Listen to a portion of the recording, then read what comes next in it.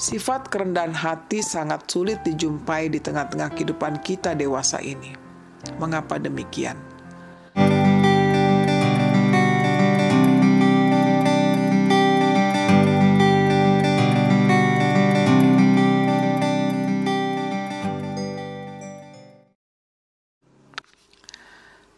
Damai sejahtera Allah yang melampaui segala akal, itulah yang memelihara hati dan pikiranmu di dalam Yesus Kristus Tuhan kita. Amin. Ibu bapak, saudara-saudariku yang dikasihi Tuhan Yesus Kristus, sebagai nats khotbah pada minggu ke-7 setelah Trinitatis, diambil dari kitab Injil Yohanes pasal yang ke-13 ayat 31 sampai dengan 35. Marilah kita dengarkan perintah baru. Sesudah Yudas pergi, berkatalah Yesus, "Sekarang anak manusia dipermuliakan dan Allah dipermuliakan di dalam Dia. Jikalau Allah dipermuliakan di dalam Dia, Allah akan mempermuliakan Dia juga di dalam dirinya dan akan mempermuliakan Dia dengan segera. Hai anak-anakku, hanya seketika saja lagi aku ada bersama kamu.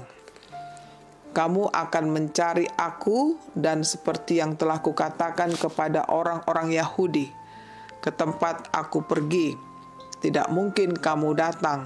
Demikian pula aku mengatakannya sekarang juga kepada kamu. Aku memberikan perintah baru kepada kamu, yaitu supaya kamu saling mengasihi, sama seperti aku telah mengasihi kamu. Demikian pula kamu harus saling mengasihi. Dengan demikian semua orang akan tahu bahwa kamu adalah murid-muridku, yaitu jikalau kamu saling mengasihi." Demikian bunyinya. Ibu bapak, saudara-saudariku yang dikasihi Tuhan Yesus Kristus, selamat hari Minggu. Saya teringat dengan perkataan Yesus dalam Matius 5 ayat 39 yang mengatakan, "Janganlah kamu melawan orang yang berbuat jahat kepadamu, melawan siapapun yang menampar pipi kananmu, berilah juga kepadanya pipi kirimu." Perkataan Yesus ini merupakan gambaran dirinya yang nyata, sehingga dapatlah dikatakan bahwa Yesus adalah profil atau potret pelaku kasih itu sendiri. Dialah Tuhan kita yang memberi contoh atau teladan bagi kita dalam kehidupan ini. Itu terbukti dalam kehidupannya saat di dunia. Betapapun ada muridnya yang mengkhianati dan yang menyangkalnya, namun dia tetap mengasihi. Dia tidak membalas kejahatan orang lain terhadap dirinya. Dia tetap mengasihinya. Itu terbukti saat dia menghadapi penyalipannya. Dia melakukan yang terbaik, yakni perjamuan kudus sebagai tanda atau simbol pengampunan Tuhan Allah terhadap diri manusia. Tindakan Yesus itu telah mendahului atas perbuatan jahat muridnya. Itulah pertanda Tuhan sungguh mengasihi para muridnya, dan itulah anugerah Tuhan yang terbesar diberikan kepada manusia yang berdosa itu. Ajaran atau perintah baru Yesus kepada murid-muridnya adalah saling mengasihi, seperti Yesus telah mengasihi umatnya. Kita bisa lihat di ayat 34. Satu pertanyaan, apakah kasih agape yang telah Tuhan ajarkan, masihkah itu relevan untuk kehidupan kita sekarang ini, di mana telah terjadi perperangan, permusuhan, pertikaian, broken home, broken heart? Apakah yang semestinya dilakukan oleh orang Kristen agar tetap menjadi pelaku kasih sebagaimana yang diajarkan Tuhan? Yang pertama, pengampunan. Sulitnya seseorang mengampuni. Mudah mengatakan bahwa saya sudah mengampuni, namun prakteknya sungguh amat sulit, bukan? Lain di bibir, lain di hati. Apa yang menyebabkan sulitnya dilakukan pengampunan itu?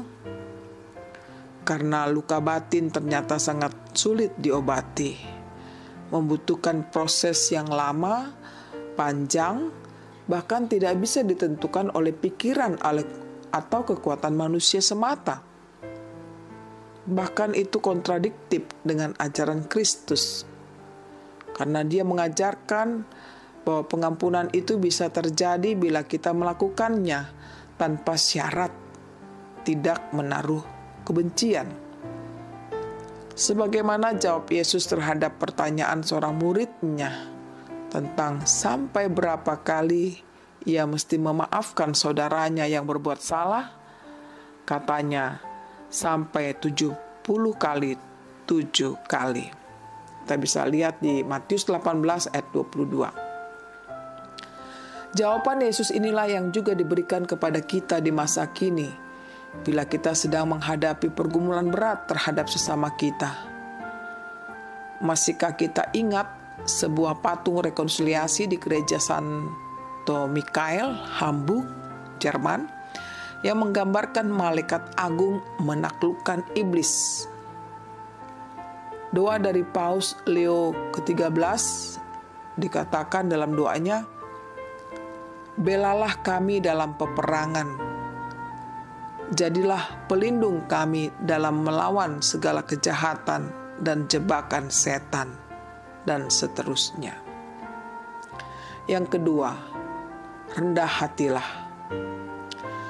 Rendah hati adalah satu sifat atau karakter Kristus yang patut diteladani. Dalam Yakobus 4 ayat 10 dikatakan, "Rendahkanlah dirimu di hadapan Tuhan, dan Ia akan meninggikan kamu." Manifestasi dari orang yang rendah hati itu adalah mengasihi sesama. Kita bisa lihat dalam Filipi 2 ayat 4 dikatakan, "Janganlah tiap-tiap orang hanya memperhatikan kepentingan sendiri, tetapi kepentingan orang lain juga."